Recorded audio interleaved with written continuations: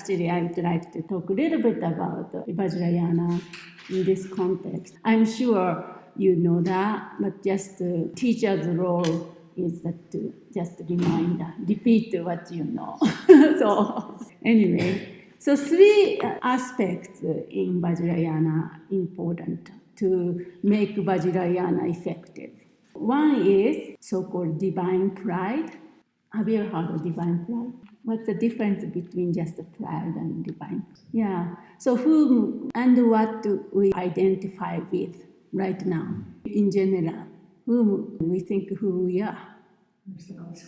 Yeah, ourselves, what's made of five aggregate. Usually there's the mind and body combination. That is called five aggregate.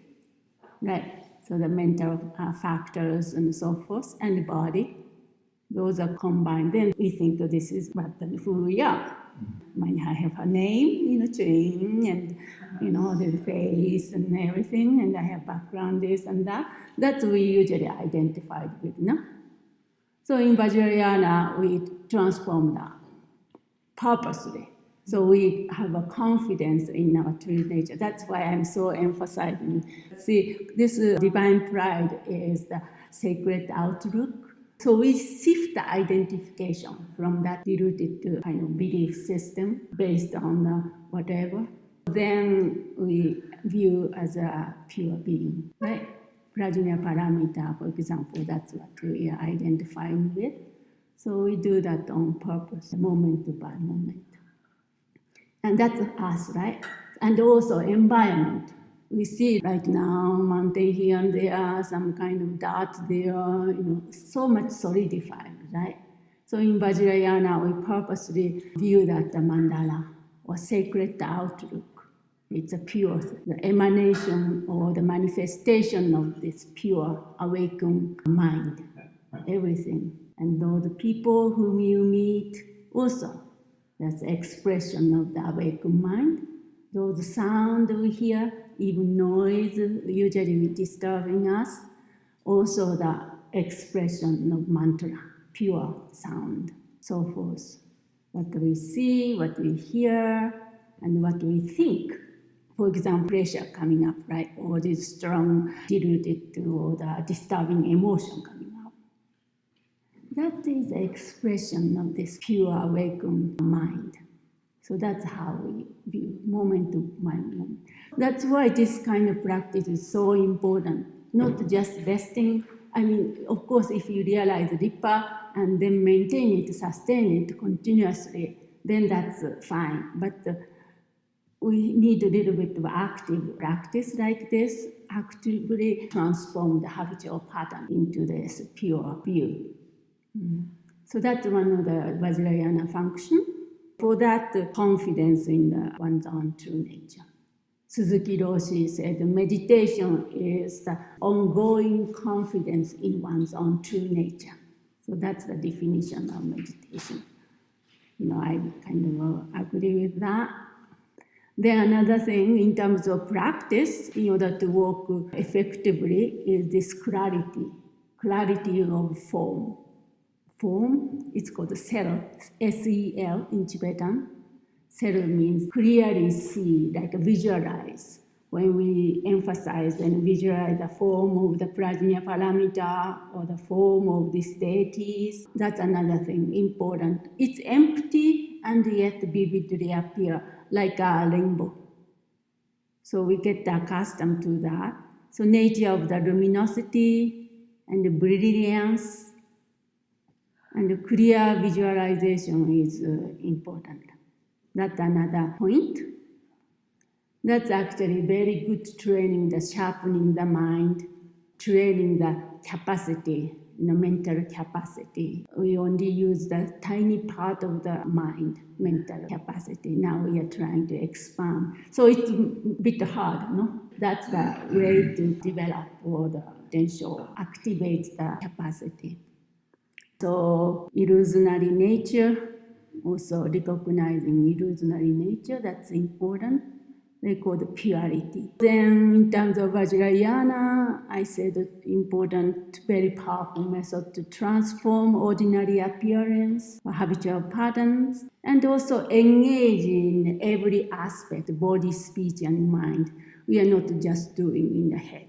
Speech, mind, mantra, recitation that purify the speech karma, and then body in this case, I'm really emphasizing body in the felt sense, come to the present, feel the presence. Actually, in a sense, that's more important as a beginner, more important than really precise form of meditation, more like going into this felt sense presence. Smell the presence of the divine in front of you. Feel the love coming from those things. Also, yesterday we touched on a little bit preparing for the death process. That's a big part of it. So birth, death, and rebirth. Those three things are the basis of the purification. So we purified through this kind of microcosm level. Then when it actually happened, then that's really happened because we are training in this everyday basis, purification of the death. So we don't see just death, it's just gone. No, that's opportunity. We practice purposely. Then another benefit, of course, enhance the ability to calm mind. Did you notice calming mind? If your mind is spacious, then when you do the mantra, maybe initially might feel a little bit challenging. Still, mental activity is quite a bit. But when you do the mantra, one-point focus, it helps really enhance the calming mind. And also integrate on the cushion practice like we do, and that's carry through to our daily life. It's not only just practice here, our spiritual life here on this cushion, then outside the human life, nothing to do with. Those borderlines started to gone. So everything becomes your practice. I often say that as long as you have mind and body, you are in retreat. Commitment of the Vajrayana is resting in your true nature. Let's look at your mind, recognize your true nature. There are many names for it. Ripa, or the nature of mind, Buddha nature, reality, who and what we are, all the same kind of synonym. And not only have recognition, then sustain it, ongoing sustain. So then that's become your reality. Actually, that is your reality. That's a way to remove all this obstacle in a way of looking at reality and suchness of the things. Okay, so then, of course, I'm repeating myself. This is a powerful way to liberate what's in a way. In the path of Mahamudra and Dzogchen, for example, or Zen, direct open awareness practice, this kind of Vajrayana. In this case, I'm talking about Vajrayana in the sense creation phase and completion phase. Those are the path of means. There are many techniques. Those are important. So combined with open awareness practice and this kind of active practice. So then slowly shift the identification to the awareness. Then slowly just awareness to the awakened awareness. See the empty nature of it. Then you will be able to rest in that. And also transformation of psychophysical system. It's not only transforming mind, entirety of things. Body change, subtle body change. You will feel it. Maybe your body started to have a light, nature of light, feel more light. Buoyancy, heart open. All those things that you will have a direct experience. Something like that. So, of course, now this particular practice is developing a relationship with the awakened qualities, right? Which reside within, but somehow it's obscured. So this is a powerful practice to remove what's in a way of seeing who we truly are, pure being. Any questions? If you practice specific deity, it goes really more stages. Then I can view as a spiritual journey. First, dissolve into emptiness. From emptiness arise kind of birth, so to speak. Then go through, then offering, and then maturity. Like correspond to our life, human life. Offering the teacher and the learning stages, and started to create a relationship with the higher beings and so forth. Then finally, in the case of Chöd, we go into the death process, right? Separate the consciousness from the body. So that's the point of death.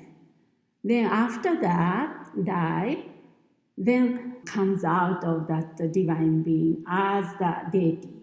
So it's reborn, rebirth, as a pure being. Yeah, then to do all these bodhisattva activities, awakening activities, offering the bodies and offering the Dharma teaching, all those things, and so forth. So it's kind of assimilation, is that what the term? Or the correspond to our life. It's very interesting way to look at that. So that means that when we practice sadhana, we are training ourselves to live our life in a sacred journey. Does that make sense? That's one way to look at this practice. Then object of the purification is just ordinary death, for example. We think just death is the ordinary death, that's it, kind of thing. But no, it's almost like another spiritual culmination of the path. Every moment transformation, right? Like for example, now we are transforming this, for example, view who I am. That's transformation, you can say. But we are training right now. Training. Because if we don't train on the cushion this way, nothing gonna happen. Unless you have this karmic momentum, in previous life you practice a lot, training here this way.